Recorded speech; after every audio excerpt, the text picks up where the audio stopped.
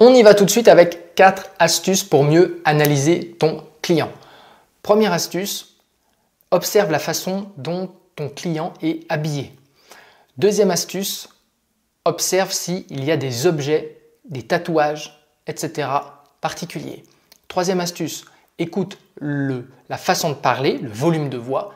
Quatrième astuce, écoute le débit de parole. Et on y va tout de suite avec l'habillement.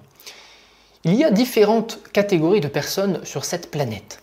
Ton client peut être quelqu'un d'extraverti et dans ce cas, il portera un attirage de pan. Il va avoir des couleurs criardes, ça peut être du rouge vif, ça peut être du rose fluo, ça peut être du vert fluo.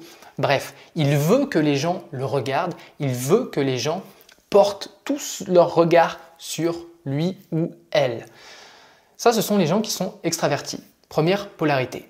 Deuxième polarité, les gens introvertis. Eux, ils vont avoir évidemment des couleurs beaucoup plus sobres, du noir, du gris foncé, des couleurs qui attirent beaucoup moins le regard. Si tu arrives à faire la distinction déjà sur ces éléments-là, ça peut te donner des indications sur le fonctionnement, sur les prises de décision de ton client. Évidemment, ce ne sont que des éléments, des indications, mais ça te donne déjà quelques éléments. Deuxième astuce, tu vas prêter attention à certains détails. Ça peut être une boucle d'oreille sur l'oreille gauche, un tatouage tribal sur l'avant-bras, un tatouage de papillon au-dessus des fesses, etc. À des éléments un peu particuliers. Et en regardant ça, tu vas pouvoir avoir des éléments et potentiellement rebondir dessus. Par exemple, tiens, c'est rigolo, votre boucle d'oreille. Vous pouvez m'en dire un peu plus ? Et là, en général, les gens vont être très contents de vous raconter pourquoi ils portent ce tatouage, pourquoi ils ont ce collier si particulier avec, j'en sais rien, une fois j'avais une cliente qui avait une araignée noire là, assez étrange. Je lui dis, mais c'est marrant, vous avez une araignée autour du cou, etc. Troisième astuce, tu vas prêter attention au volume de voix. Tu peux avoir des gens qui parlent très fort et des gens qui parlent très doucement. Les premiers, tu vas presque te boucher les oreilles tellement ils hurlent. Et les seconds, tu vas être obligé de tendre l'oreille et faire répéter. Donc prête attention à ça. Est-ce que la personne parle avec un volume de voix très fort ou avec un volume de voix très éteint?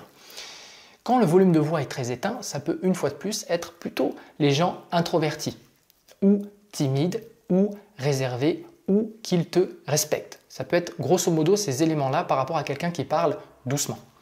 De l'autre côté, l'autre polarité, tu peux avoir des gens soit confiants ou qui veulent faire genre ils sont confiants, ils vont parler fort. Donc soit des gens en confiance, soit des gens qui veulent potentiellement afficher un certain statut social ou renvoyer une certaine image, vont parler avec un volume de voix élevé. Et enfin, quatrième astuce, ça va être le débit de parole. Tu peux avoir des gens qui parlent à toute vitesse, comme ça, ou des gens qui prennent le temps de former leurs phrases, etc. Et ce truc-là peut te donner également des indications. Si la personne parle très vite, ça peut être synonyme simplement de stress. Ça peut être synonyme qu'elle veut absolument te donner énormément d'informations, car elle croit que c'est en te donnant te donner des tonnes d'informations que tu vas pouvoir l'aider à résoudre son problème. Donc ça, tu vas l'avoir dans le débit de parole. Et tu peux avoir des gens qui parlent très lentement. Indication, ça peut être des gens